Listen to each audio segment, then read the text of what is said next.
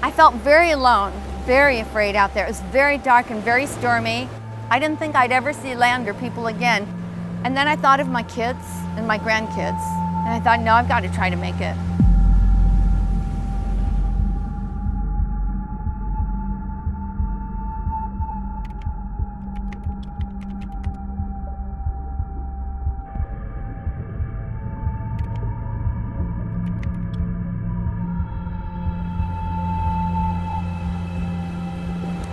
That day, I went out about 9:30 in the morning.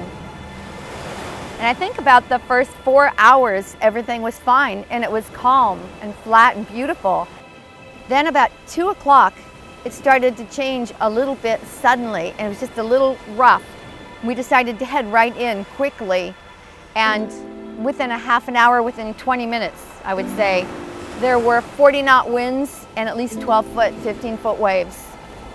I made sure my life vest was on immediately. I put my dive cap on, and I couldn't see from the wall of water, so I put my mask on, my snorkel and mask, so I could keep my eyes focused. Then at one point in this violence, maybe 4 hours into it, I started to fall asleep. And I thought, how could you start to fall asleep in all this? So I slapped myself and thought, that's hypothermia. If you sleep, you will die. You need to move your body and keep working. And then as it was 6 o'clock, 6:15, a smaller wave came and my boat tipped.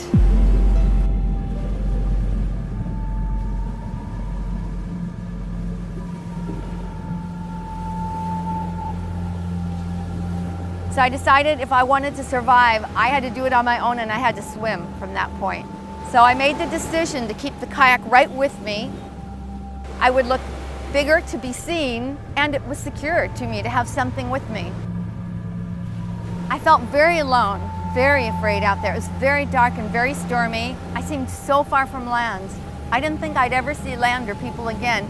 And then I thought of my kids and my grandkids, and I thought, no, I've got to try to make it. As I got closer, I saw a flare go off, and I thought, it's probably campers. Maybe they're not looking for me.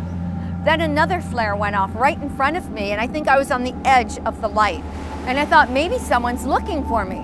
But after the flare, nothing happened.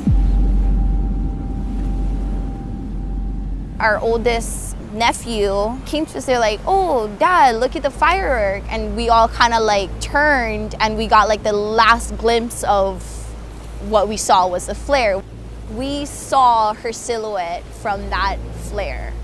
And from then, she was already like slowly coming closer to shore. Then they were shining their light, and every once in a blue moon, we'd get a flashback.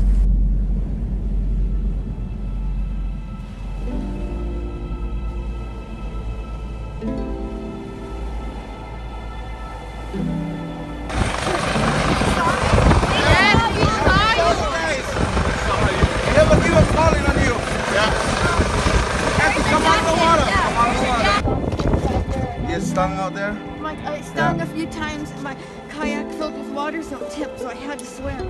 Okay. Okay.